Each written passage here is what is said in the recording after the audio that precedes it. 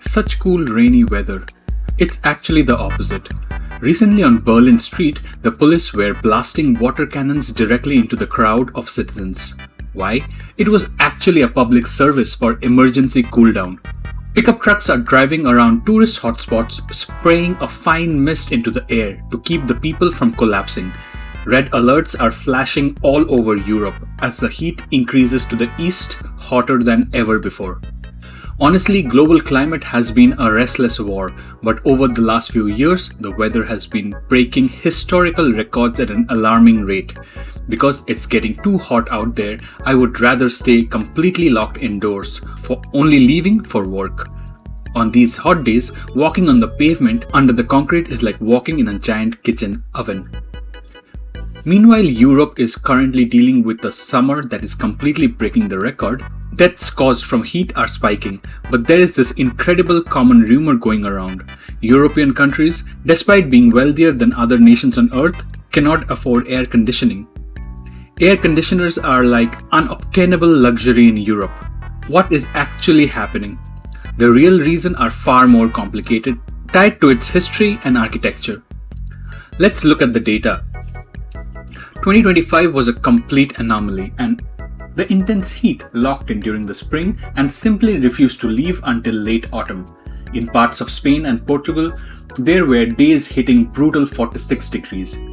Moving into 2026, dangerous summer arrived weeks ahead. By mid-June, a second wave of high pressure was already all over the continent. France logged its hottest day in the recorded history past 44 degrees. Right now, heat warnings are continuously active and the news is filled with headlines claiming thousands of people dying from heat. Are these numbers real or is it just a media thing? So, how hot is actually too hot? Until now, Death Valley is historically the most extreme environment to live on the planet. But places like India, my home country, contain some of the most densely populated hot zones on Earth, recording an estimated 3,400 deaths per day during severe spikes. Even on a standard summer afternoon, the baseline there hovers around 35 degrees Celsius, regularly climbing to 41, 42 or 45, with absolute peaks touching a brutal 48 degrees. The human organs is designed to run at a strict internal temperature roughly 36 to 37 degrees. Think about when you visit a clinic. The first thing the medical staff does is take your temperature. Why? Because a shift of just one single degree is an immediate signal that your internal systems are under stress. We are incredibly sensitive to thermal variations. When the temperature around you rises past your core baseline, your body springs its only real defensive mechanism. The heart begins to pump faster, dilating your blood vessels and forcing blood towards the skin to produce sweat. As that moisture evaporates, it carries the thermal energy away, acting as a natural liquid cooling system. But what happens when the system runs out of leverage? If the environment is hotter than your body can shed, your heart doesn't stop.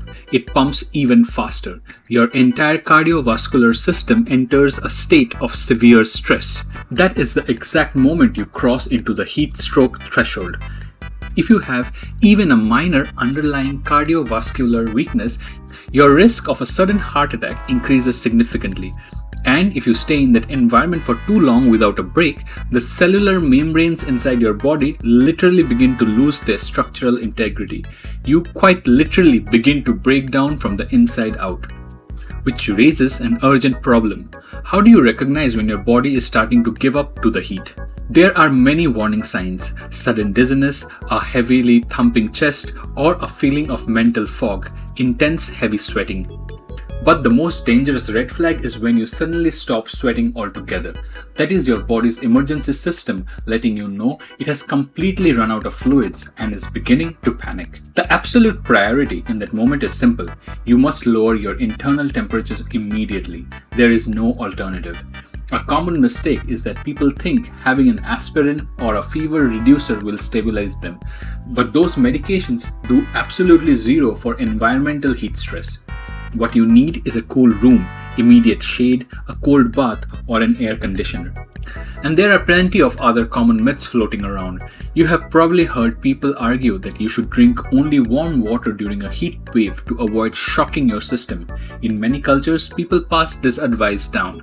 But the truth is, the temperature of the water doesn't matter. The only thing that matters is total volume of water. Here is something most people don't realize. Drinking water does not directly cool down your internal organs. All it does is supply the materials your body needs to keep sweating. It is an indirect cooling mechanism. If you get dehydrated, the sweat stops, the cooling drops to zero, and the engine fails. According to official metrics from the World Health Organization, nearly 500,000 people die from heat-related causes globally every single year. And shockingly, more than a third of those documented fatalities occur right inside Europe, up to 175,000 deaths annually. But if you talk to climate epidemiologists, they will tell you that the number is almost certainly a massive understatement. Think about it this way. If someone is shot, the physical trauma makes the cause of death entirely obvious on paper. However, heat does not leave a clean signature like that. It rarely kills directly. Instead, it acts as a massive amplifier for existing vulnerabilities.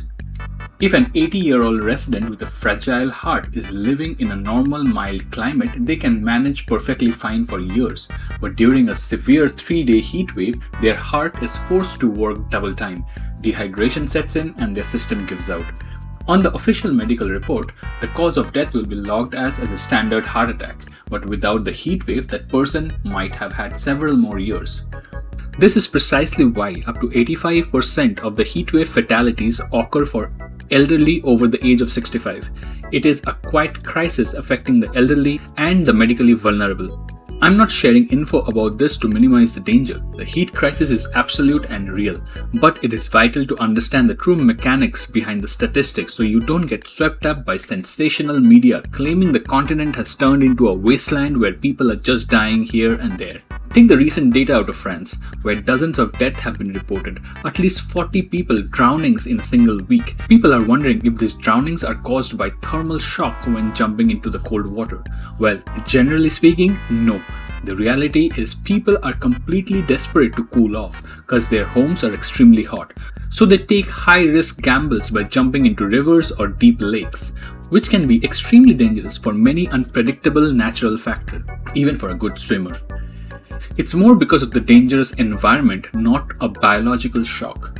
But why are they reaching these levels of desperation in the first place? Why are they so lacking air conditioners? It sounds kinda unlogical. You are looking at some of the wealthiest, more technologically advanced countries on the planet, yet residential air conditioning is almost entirely absent. As it turns out, the explanation is complicated. Let's start with Europe's climate history. The core issue is that Europe's entire infrastructure was built for a world that no longer exists. For hundreds of years, a typical European summer was incredibly mild and pleasant, rarely moving past 28 degrees. The sustained dangerous heat we are seeing right now is only a recent shift. Because of this, it's not really their culture to handle extreme heat. If you look at hot regions across Asia, around 70% residentials have access to AC. Also, people there have a baseline understanding of how to manage high temperatures. Europe simply doesn't have that culture knowledge.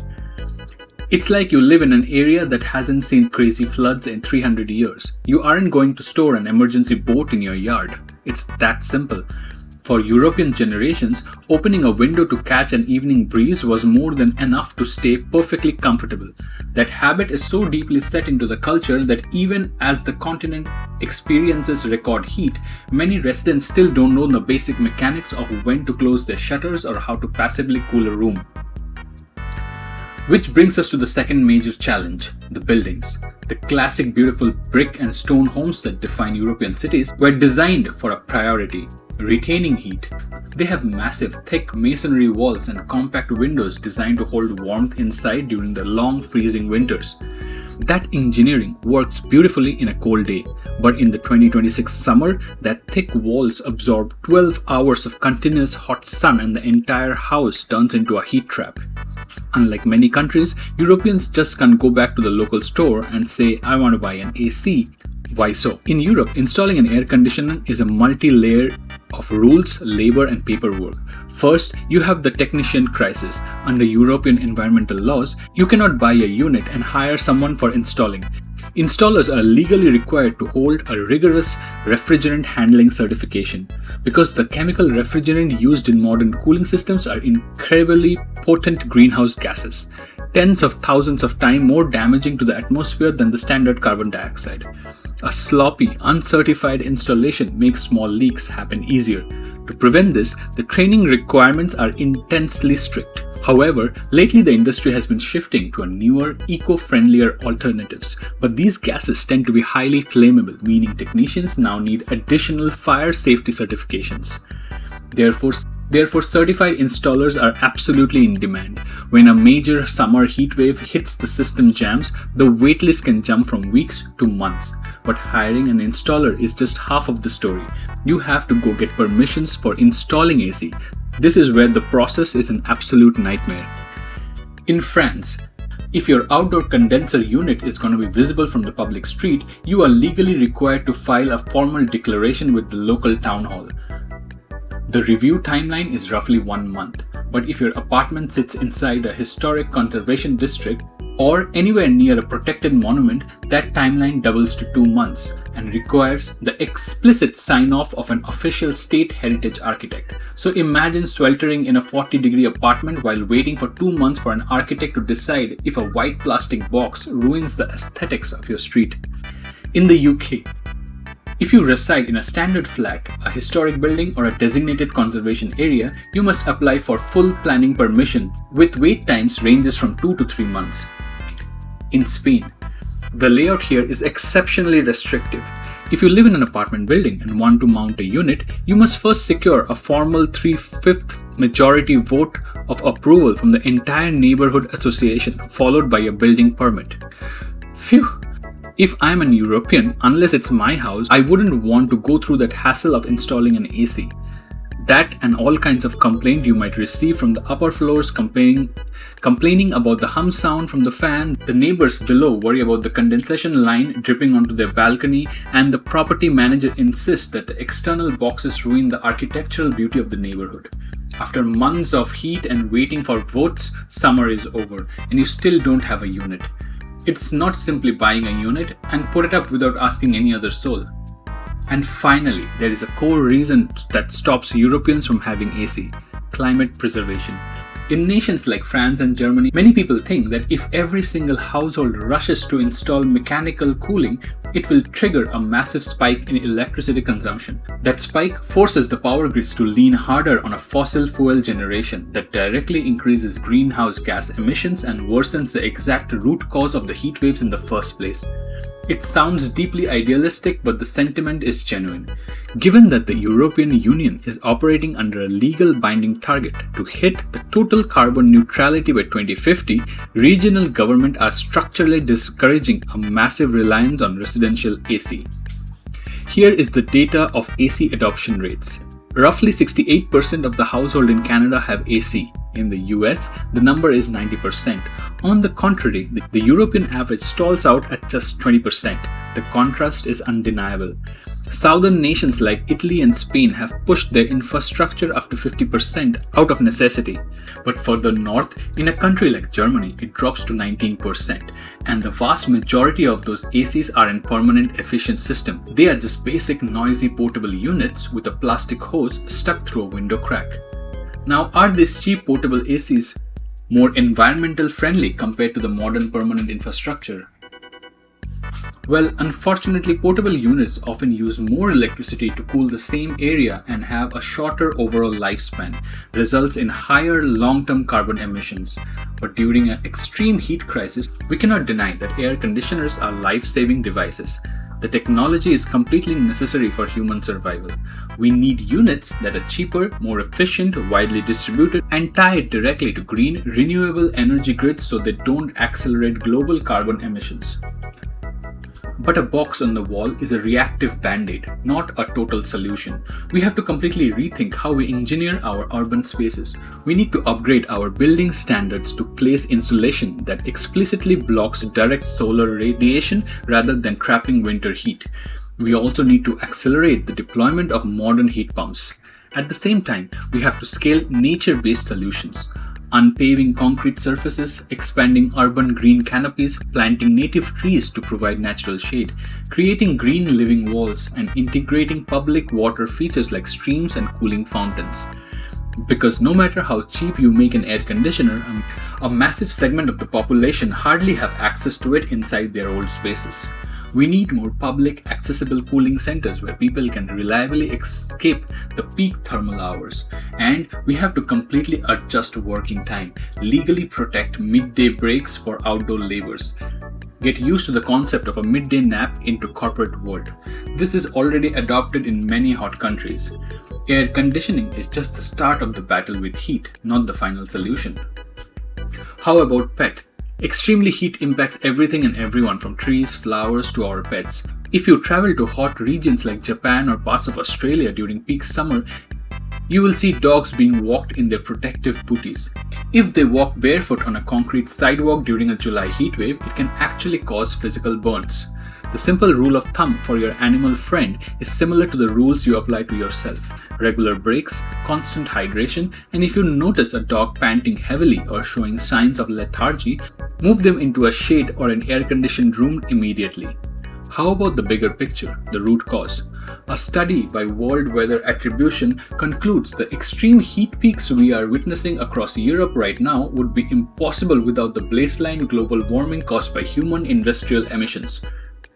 Look at this data. The tracks verified land temperature from 1860 to the present day.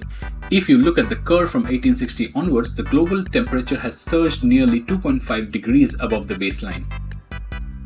If that line maintains its correct direction, we aren't just looking at uncomfortable summers, it's a bigger crisis. We are talking about asphalt roads melting under heavy trucks, steel railroads tracks buckling out of alignment due to thermal expansion, and commercial airport runways cracking under the weight of descending aircrafts.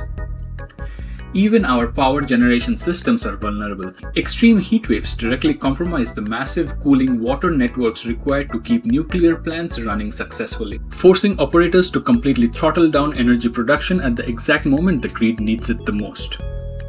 Predictive models run by climate scientists estimate that if a heavily air-conditioned city like Phoenix, Arizona were to experience a total power grid failure during a peak July heatwave, it would result to nearly 150,000 deaths within just 96 hours. Over the last 10,000 years, we engineered our entire world, our agriculture, our cities, our laws around the stability and predictable future. And we are currently moving out of that at a speed that completely outpaces our infrastructure. Are our public network ready for what is coming down that line? Absolutely not. Most regional health departments are completely underestimating the scale of the heat threat. They lack the necessary backup power system. Their hospital cooling machineries is vulnerable to the same thermal stress, and cooling centers are far too sparse to support high-density populations. The historic 2003 European heatwave claimed over 15,000 lives in France alone within a matter of weeks. Public awareness has certainly evolved since that disaster, but the actual structural risks are growing. It leaves us with an uncomfortable question about how we choose to live on this planet. Would anyone be willing to sit in a boiling room, enduring the heat of summer out of a commitment to protect global environment? Or do we ultimately view ourselves as just a single meaningless grain of sand in a massive desert, believing that however we choose to act, the world just keeps spinning? Also, there has been decision of how residences are limited to use AC in extreme heat, while billionaires still fly around in their personal planes releasing tons of carbon dioxide than the entire city combined. Thanks for watching, and I will see you in the next deep dive.